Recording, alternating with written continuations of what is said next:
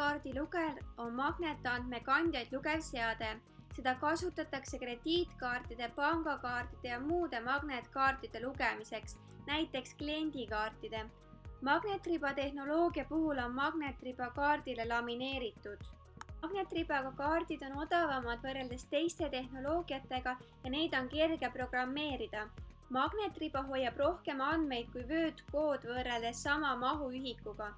Kuigi magnetriba on raskem välja töötada kui vöötkoodi, on lugemise tehnoloogia ja andmete kodeering laialt levinud ning lihtsasti soetatav. Magnetriba tehnoloogia on tundlik valesti arusaamisele, kaardi kulumisele ning andmete rikkumisele.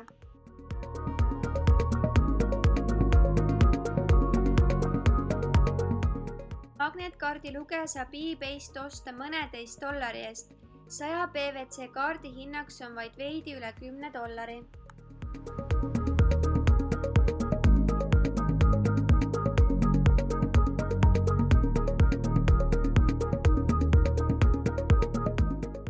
Vöötkoodi luger ehk vöötkoodi skänner on elektrooniline seade, mis loeb trükitud vöötkoode.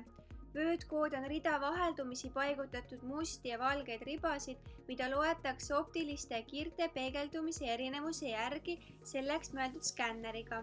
Peale vöötide sisaldab kaubakood ka numbreid, mis sisaldavad kindlates gruppides konkreetset infot. Eestis kasutatakse kaupade kodeerimiseks 2 liiki EAN-koodi, EAN13 ja EAN8. Numbrite arv koodis sõltub kaubapakendi pinna suurusest, kuhu kood tahetakse paigutada. Põhiliselt kasutatakse 13-numbrilist koodi, pisipakenditel 8-numbrilist koodi.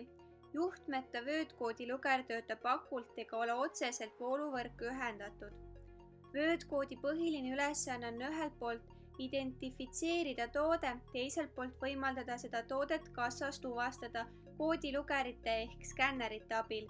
Kord kaubale omistatud vöötkoodi kasutavad kõik kauba liikumisahela lülid tootjast müüjani.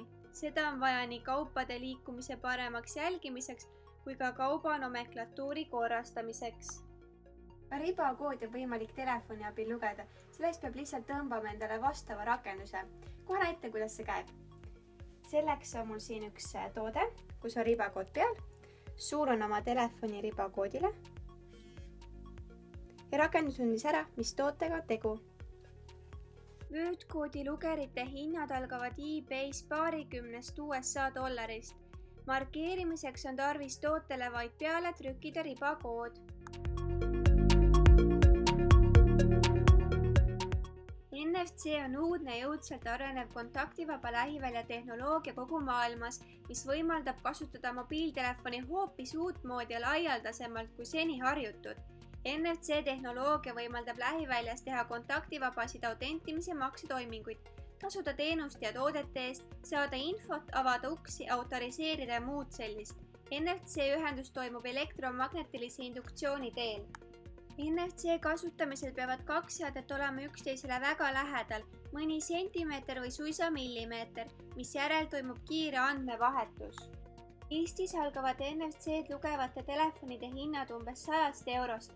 NFC kleebis maksab eBay's vaid mõni sent.